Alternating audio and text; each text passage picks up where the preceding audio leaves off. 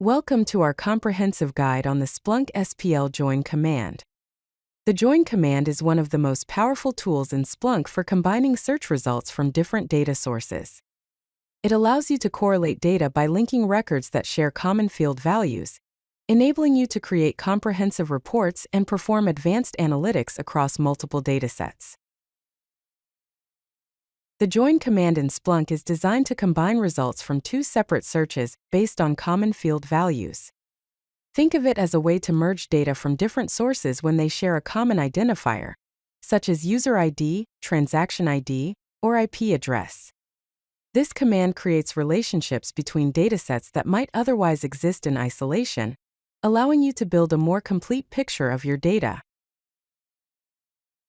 Splunk supports three distinct types of joins, each serving different analytical purposes. The left join keeps all records from your main search and adds matching data from the sub-search.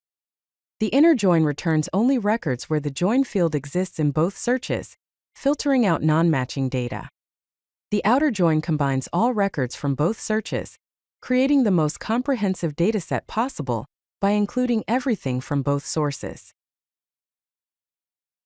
The basic syntax for the JOIN command follows a simple structure. You start with your primary search, followed by the pipe symbol and the JOIN keyword, then specify the field name that exists in both searches.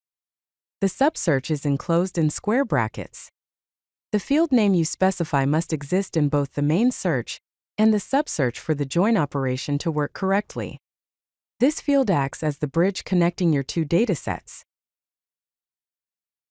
The left join is the default join type in Splunk, meaning if you don't specify a join type, Splunk will perform a left join. In this example, we're joining weblog data with user information based on the user_ID field. The left join keeps all records from the main search and adds matching user information where available. If a user ID from the weblogs doesn't have corresponding user information, the weblog record is still retained, but with empty values for the user information fields.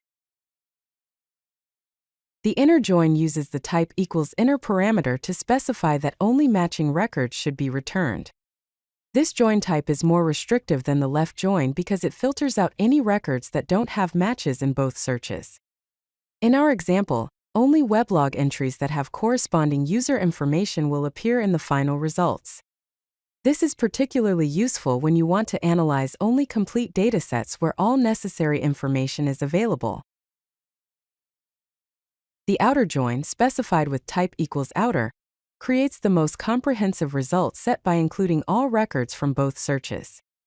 This join type combines everything from your main search with everything from your sub-search, matching records where possible and including unmatched records from both sides.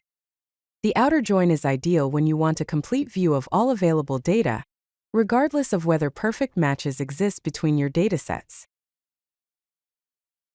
Following best practices ensures optimal performance and reliable results when using JOIN commands.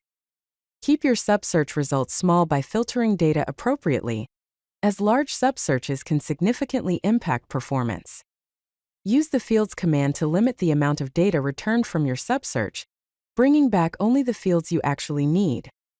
For very large datasets, consider using the stats command instead of JOIN, as it can be more efficient for certain types of data aggregation.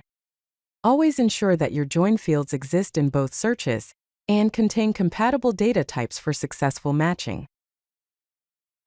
If you like this video, hit that like button and don't forget to subscribe.